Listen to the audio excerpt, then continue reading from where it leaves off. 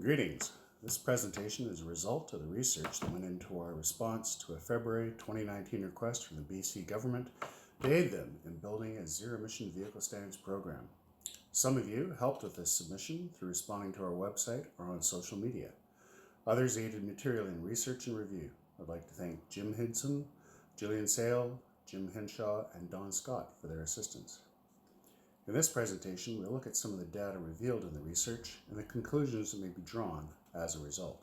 So here is the rate of new EV sales in British Columbia since 2013. BC is an affluent province and as such bought over 230,000 new vehicles in 2018, which adds to a total fleet of 3.2 million vehicles and a replacement rate of 14 years. Sales of the vehicles in 2018 resulted in $10.4 billion in revenue and an average price per vehicle of $45,186. The total number of ZEVs sold in British Columbia for 2018 was 8,455, or 3.67% of all new vehicles. BC government projected sales for 2019 to 2015. When the BC government announced their zero-emission vehicle standards intentions in November 18, they were as follows.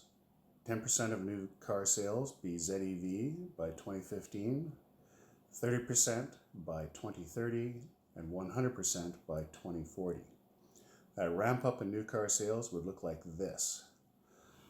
The total new ZEV sold by government estimates in 2025 would be 134,500. BC plug-in car sales projected. The announced ZEV's goal for percentage of new vehicles sold in BC, at best, is conservative.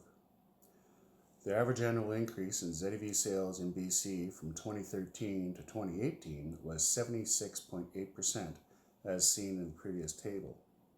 The low ZEV standard goal to reach 10% of vehicle sales by 2025 is only a 15% increase per year from 2019 to 2025. This low growth number would be a policy failure considering how far ZEVs have come without a ZEV requirement for OEMs to provide and promote ZEVs. Considering where BC is today with ZEVs, if sales growth only maintains the historic growth rate, during 2020, BC will achieve the 10% ZEV sales target and by late 2024 meet 100% of annual vehicle sales as shown in the table. And BC government VEVC and median estimates. Here's that data in graph form. It is notable that there is strong agreement between the BC government and federal agencies, mainly Transport Canada and the National Research Council, on the restricted uptake numbers going forward. Obviously, the reality will be less than a static projection, but unless there is an extreme ZEV supply shortage, the growth will be far above 15% per year.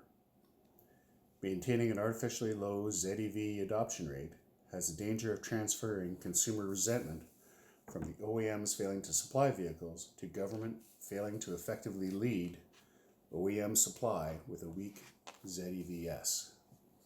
Direct current fast charging. When turning to direct current fast charging, it was noted that the expansion of the DCFC network in BC through help with federal and other partners has been a qualified success to date. Going forward, the DCFC network is currently planned to 151 sites with 200 unique charging locations identified by BC Hydro. As ZEV uptake will likely be quicker than current estimate sites, with multiple 4 to 6 DCFC chargers along major routes, it will be essential in permitting ZEV travel throughout the province. If 50 sites have 6 DCFC and 150 have a minimum of 2 DCFC, 600 DCFC total, the rough order magnitude rollout cost for that program would be $45 million for the entire network. But as the site work is already done or underway on over 70 locations, the additional costs would be less. One should note that Quebec, a province with a population 84% greater than BC, has declared that 1,730 DCFC is their infrastructure goal.